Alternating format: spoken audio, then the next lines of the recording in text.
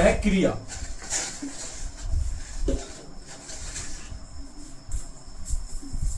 क्रिया होता क्या है, ठीक है। तो पहले आप ये देखिए, क्रिया में देखने से पहले सबसे पहले आप दो चीजों को देखिए। एक होती है धातु और दूसरी होती है क्रिया। धातु को हम किसी भी चीज का मूल शब्द में बोल सकते हैं, या मूल रूप बोल सकते हैं किसी शब्द का, क्या मूल शब्द या किसी भी शब्द का मूल रूप, ठीक है। तो क्रिया में क्या होता है, किसी कार्य का होना, जहां पर किसी कार्य का होना बताया जाए या किसी कार्य का करना, कोई भी कार्य हो रहा हो ये बताया जाए, वहां पर क्या होती है, क्रिया होती है। उसको क्या बोलते हैं, क्रिया बोलते हैं। अब आप देखिए, इसको एग्जाम्पल के द्वारा मैं आपको समझाने की कोशिश करता हूं।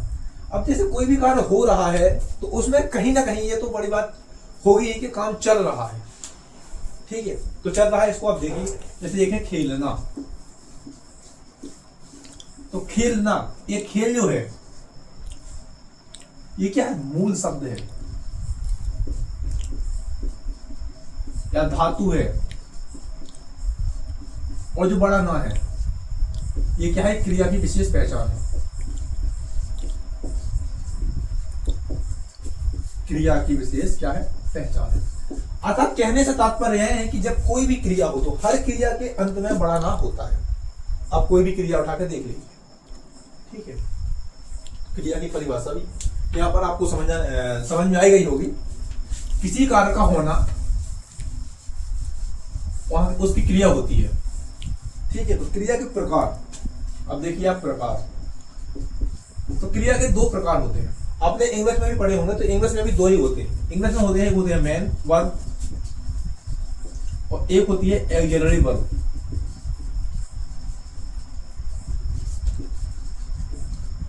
ठीक है, इसको ही बोलते हैं मुख्य क्रिया और इसको बोलते हैं वहां पर गौण क्रिया या सहायक क्रिया, जो भी हो। इसी प्रकार से यहां पर भी दो ही होते हैं। मैं आपको इंग्लिश भी साथ साथ में लेके चल रहा हूं, क्योंकि थोड़ी बहुत जो बेसिक्स है इंग्लिश का वो सब इससे कनेक्टेड करते हुए चलता हूं मैं, ताकि आपको कोई दिक्कत ना हो करके। दिन अगर आप इंग्लिश भी पढ़ो तो आपको समझ में आ जाए कि हाँ, हिंदी में भी सेम ही होती है, ठीक है। तो होती है मेन वर्ब यानी मुख्य क्रिया, एक होती है सहायक क्रिया।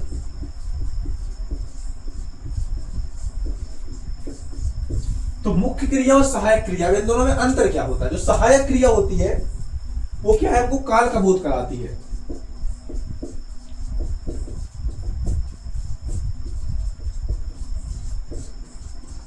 ठीक है, सहायक क्रिया क्या करती है, आपको काल का बोध कराती है। और जो मुख्य क्रिया, तो मुख्य क्रिया क्या करती है, काल के होने का बोध कराती है। कार्य के होने का बोध कराती है।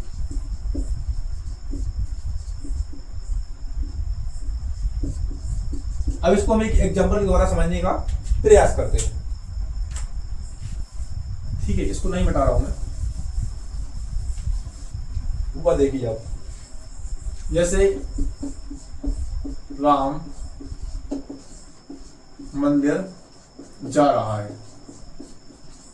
तो राम क्या है, मंदिर जा रहा है, ठीक है। यहां पे जो जाना है या जा रहा है, जाना है जो, वो क्या है, अपनी मुख्य क्रिया है। और रहा है, ये क्या है, काल का बोध करा रहा है, तो ये क्या है, अपनी सहायक क्रिया है, ठीक है। इस प्रकार से हमने क्रिया के दो रूप को समझा है। अब देखिए आप सहायक क्रिया, मुख्य क्रिया तो हो गई, अब सहायक क्रिया के भी दो भेद होते हैं।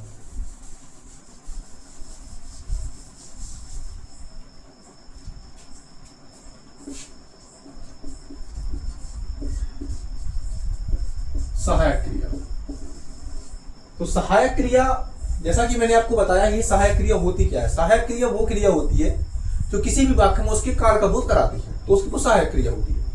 सहायक क्रिया के दो रूप होते हैं, एक होती है सकर्मक, एक होती है अकर्मक, ठीक है। अब इसको हम इसके अर्थ के आधार पर हम इसको समझने की कोशिश करते हैं। तो आपको क्या है, सकर्मक का भी अर्थ समझ में आ जाएगा और अकर्मक का भी अर्थ समझ में आ जाएगा बिना कुछ बताए हुए। सकर्मक मतलब होता है सह कर्मक, मतलब कर्म के साथ साथ। अकर्मक होता है आ प्लस कर्मक, यानी कर्म से रहित। ये क्या है, कर्म के साथ साथ, कर्म के साथ साथ, और ये कर्म से रहित या कर्म रहित, जो भी आप बोल सकते हो इसको।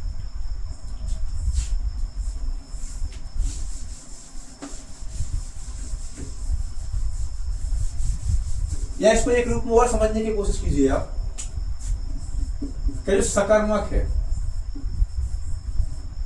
सा प्लस कर्मक, इसको दोबारा देखिए आप, क्योंकि इसमें आपको कहीं ना कहीं हो सकता है कोई प्रॉब्लम्स क्रिएट हो, हालांकि होगी नहीं, मुझे इतना पता है। तो सकर्मक सा प्लस कर्मक, यानी कर्म के साथ साथ, अर्थात इसमें कर्म की क्या होती है, प्रधानता होती है।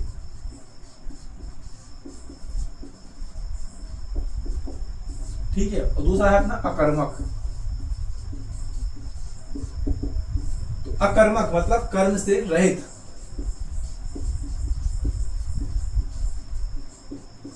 तो कर्म से रहित तो कहां पे जाएगा, ये जाएगा सब्जेक्ट के पास, कर्ता। अर्थात इसमें क्या है, जो क्रिया का व्यवहार है, क्रिया का व्यवहार इसमें कर्म पर पड़ता है, इसमें नहीं पड़ता है। इसको मतलब एक परिभाषा के तौर पर इस प्रकार से लिखते हैं कि जिसमें क्रिया का जो व्यवहार है, मुख्यतः व्यवहार, वो क्या, जब कर्म पर पड़े तो सकर्मक हो गया। इसको परिभाषा के रूप में ऐसा लिखा जाता है। और जब ना पड़े तो वो अकर्मक होता है। लेकिन मैं आपको बता रहा हूं जैसा कि इसमें कर्म की प्रधानता होती है, इसमें कर्म की प्रधानता ना होकर कर्ता की प्रधानता होती है। ठीक है। अब इसको आप एग्जांपल के द्वारा समझिए।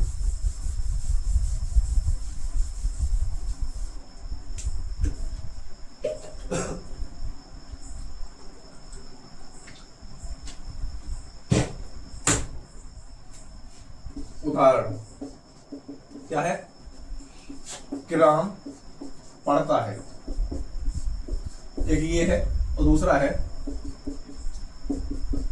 किराम पुस्तक पढ़ता है।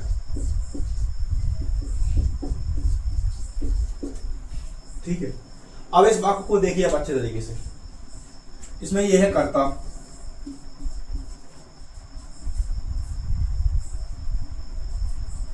ठीक है, पढ़ना क्रिया होता है, यह है सहायक क्रिया। अब इस वाक्य को देखिए आप, राम, यह है सब्जेक्ट यानी कर्ता, पुस्तक यह ऑब्जेक्ट अर्थात कर्म, और पढ़ना ये क्रिया होता है, ये है सहायक क्रिया।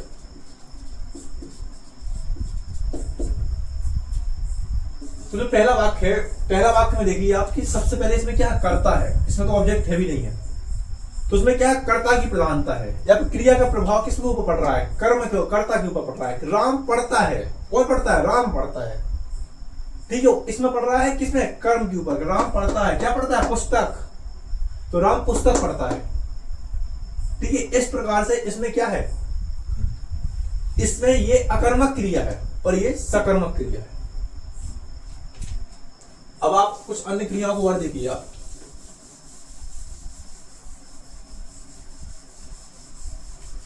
एक क्रिया होती है द्विकर्मक, ये अन्य में आ जाएगा।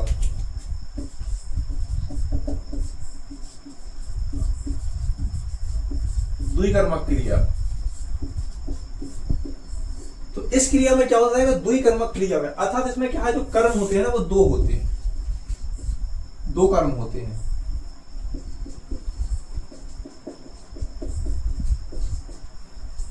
ठीक है। द्विकर्मक क्रिया वह क्रिया, द्विकर्मक क्रिया वह क्रिया होती है जिसमें क्या हो, दो कर्म होते हैं। एक होता है मुख्य कर्म, एक होता है गौण कर्म। कौन कर्म होता है, एक मुख्य कर्म और एक गौण कर्म। तो वह क्रिया जिसमें दो कर्म होती है। कौन से कहलाता है? द्विकर्मक क्रिया।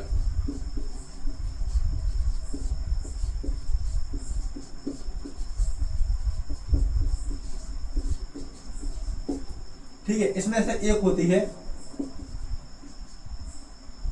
मुख्य क्रिया, सॉरी वो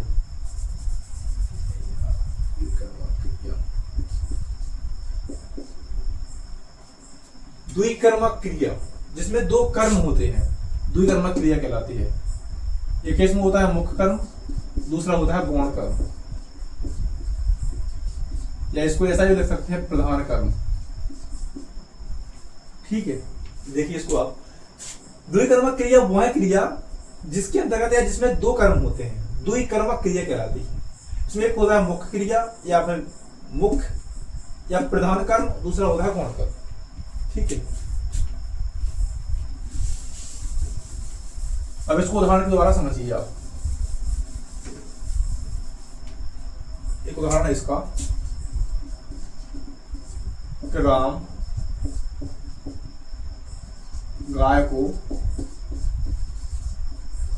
भूसा दे दो। क्या बोल रहा है कि राम गाय को भूसा दे दो, तो इसमें क्या है? दो, हाँ, राम गाय को भूसा दे दो, इसमें क्या है? दो कर्म है, एक तो गाय है, एक भूसा। ठीक है,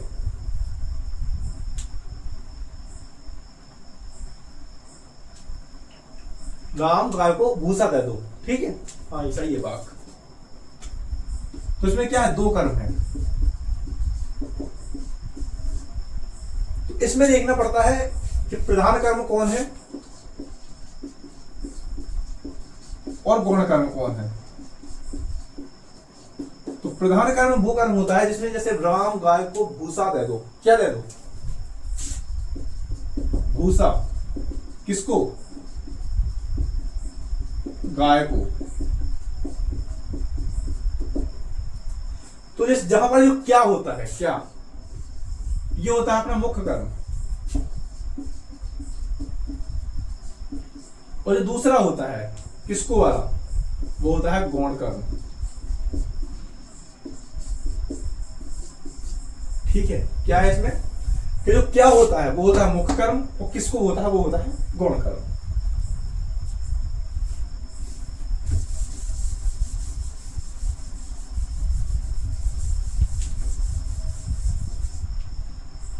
अब एक होता है पूर्वकालिक कर्म।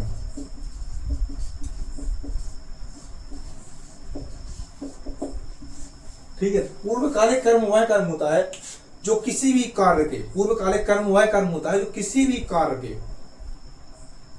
होने से पहले, ठीक है, या समाप्त होने से पहले उसको क्या है अपन पकड़ लेते हैं, या फिर अपन जैसे कोई भी कार्य है पूर्वकालिक अर्थात समाप्त होने से पहले उसको पकड़ना, वो होता है पूर्वकालिक।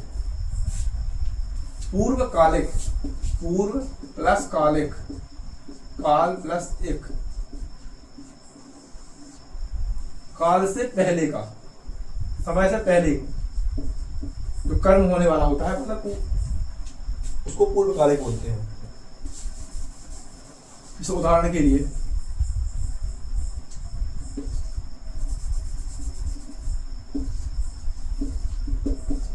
उदाहरण एक के डूबती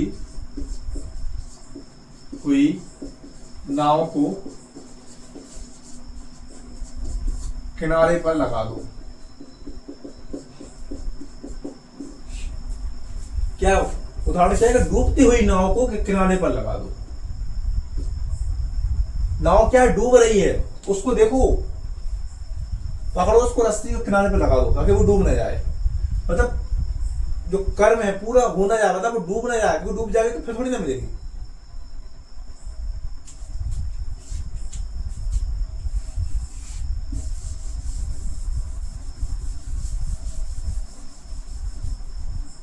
इसी के साथ हमने जो अपने क्रिया है उसको पूरा कर लिया है।